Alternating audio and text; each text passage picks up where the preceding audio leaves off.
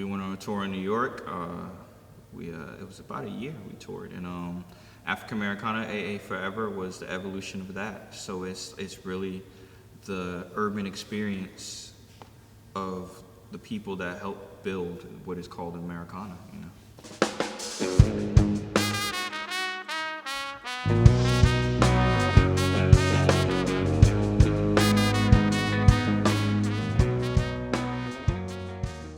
Musical influence of mine would be heavily Chuck Berry, of course Little Richard, and then also being from Brooklyn, New York, you know, I was surrounded by like Big Daddy Kane, Tupac, Biggie, of course. Yeah, man, I like you know, a lot of music actually. Yeah, that's right. My influences include KRS-One. Yes, sir. There we go. Also Stevie Wonder. You know, I got this horn that guy Dizzy Gillespie, Miles Davis, and anybody dope. You know what I'm saying? Like, I rock with it. The Avett Brothers, like Cold War Kids, like just underground, like indie rock was like really big. But then I was also listening to a lot of Kanye West, a lot of yeah, always. Who else was I listening to? Like Stevie Wonder and Frank Sinatra, and so it's like it's a little eclectic mix of people and sounds. Man, I got a mixture, man. I listen to all kind of music. It'll go from Lamb of God, death metal, to John P. Key gospel, to T.I. trap. Like, that's just me. I'm everywhere, man. I listen to everything. I'd say my music influence, kind of pretty broad. I like a lot of the classics, like the Beatles, Temptations, stuff like that, Led Zeppelin, Jimi Hendrix. Kind of evolves into like old punk rock music, like Blink-182 and stuff like that.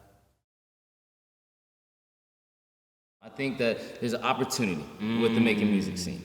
I think the broader that brush is of artists, of people that we embrace, I think there is a grander opportunity to really capitalize on the money that's available for the art scene. So when I say that, saying that, I mean to say, like Southern Rock, we've beat the dead horse on that. Now, if we can also look at the other things that have come from Macon, there is a huge opportunity that lies there. So if you talk about soul music, if you really dive into what hip hop is, where R&B is, where urban culture is, it's always followed the Black diaspora. Like when it comes to blues, who was dealing with some of the most blues in American history at the time, right? When you post-Reconstruction. And so then when you then go into like vaudeville and you have two different forms of theater and of music that's going, and then, you know, as you progress to rock and punk, even the concept of being punk and death band, like that, like people don't even reference them as one of the first punk bands. So that whole concept of operating in the fringes and creating these new spaces has been historically occupied by Black people. And Macon is missing the mark when we don't embrace hip-hop, when we don't embrace these new emerging art forms that can help connect our past with the future and opportunities with funding. So making music art scenes is open, and there's a lot of opportunities for new and diverse artists, and to have Black artists, hip-hop artists as the mainstays for these stages that we historically have given a lot of money to and a lot of recognition to, AKA Bragg Jam, Cherry Blossom. There should be major hip-hop artists because the majority of our city is Black. So, just accommodating the community and not just those who maybe we communicate with. There's a broader community spectrum and opportunity dollar that's available as we diversify that discussion.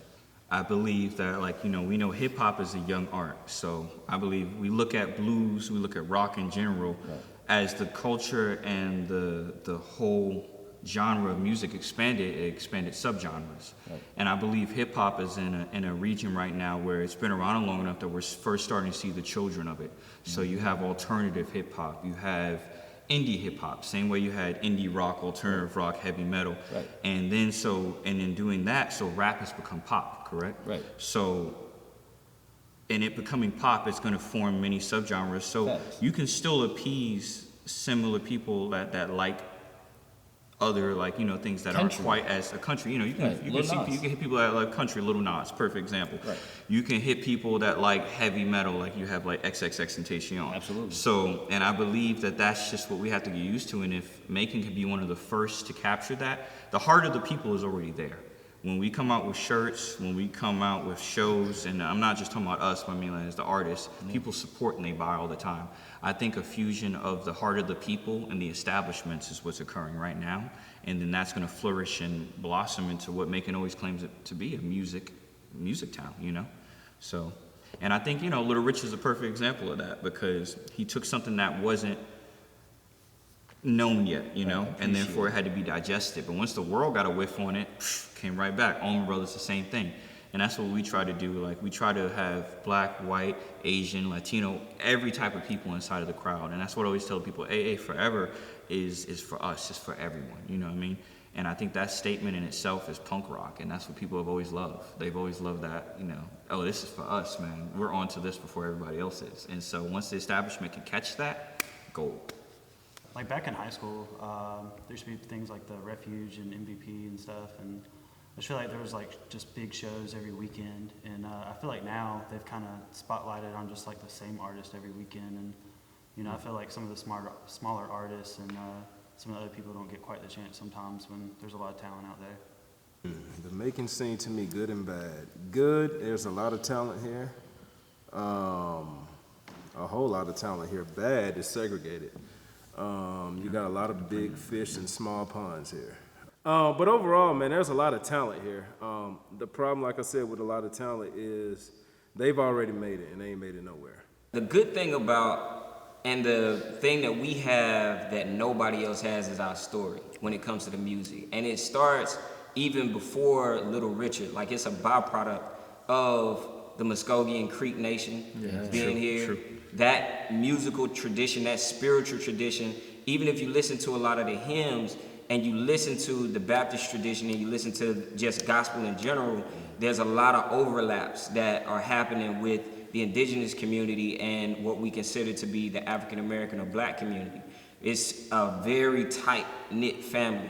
The other part is, the negative part is not knowing the history. Because if you know that Little Richard literally grew up in Pleasant Hill, his house is still there that you can pull up to. We just celebrated the 2nd annual festival. This is ground where it's not like something far off somewhere. I mean, people that are from North Carolina, I know they play basketball a little different. You know what I'm saying? Like, bro, Jordan walked here. You know what I'm saying? So, like, I'm a hoop a little bit different. My disposition is different. The same way with Otis Redding growing up in Dawson, Georgia, or being from Dawson, Georgia, but literally growing up in the school system, in the churches here, creating groups here. Like, here on this soil is what, if Little Richard is the architect of rock and roll, and you talking about the Beatles opened up for Little Richard, you talking about Jimi Hendrix playing in his band, James Brown even getting that influence and even making it in this city. His first record being broken with WIBB, that's something, if you know that, like, you walk different. Yeah. So no matter where, you know, we've been able to travel a lot and be able to go not only locally, you know, regionally, nationally, internationally. I hold my head high talking about the Mac time. Like, that knowledge and that awareness of it is our gift, and that's our strength. So if we teach that and live on it, then, I mean, ain't nobody touching what's going on in MACON. It's been many years. The Bragg family, you know, and the event itself has set up many, you know, great times for us, man. I remember last year we played Grant's Lounge, which is one of the historic locations, and we played with a lot of good bands, but we also were able to do the alleyway DJ session, and that was a lot of fun, man. And I think that things like that were really showed the versatility of the artists in this town. Like, there's so many artists here that are able to step into the spectrum. Like, I think about Creative Space and the boys from Hindsight, you know? Like, it's just that we've been able to do so many things for ourselves because we have to, that we can, like, you know, just have so many great different vibes, man. One of my earliest memories of Bragg Jam was in high school, because I went to Mount DeSales, and so I remember being like downtown often after school, and you know, you go to the parks and you see these different businesses that you're like, oh man, once I'm old enough, I'll go there. And by my senior year, like before I went off to college, like that was the year that I was old enough to go and attend Bragg Gym. Because my birthday's July 11th, and Bragg Gym's like in the end of July. So I'm like, 18, old enough to go into the bars. Smack right into it. What? Yeah. And so that was like one of my earliest memories of like, well, and before that, I used to sneak in the bars, but like that 18 was like huge because I felt cool. Like I felt like now I can experience making in the whole gamut of it. Favorite making music legend is Otis Redding. All right, Little Richard.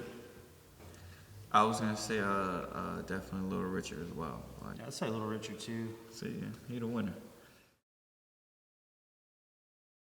My favorite post-show meal is probably,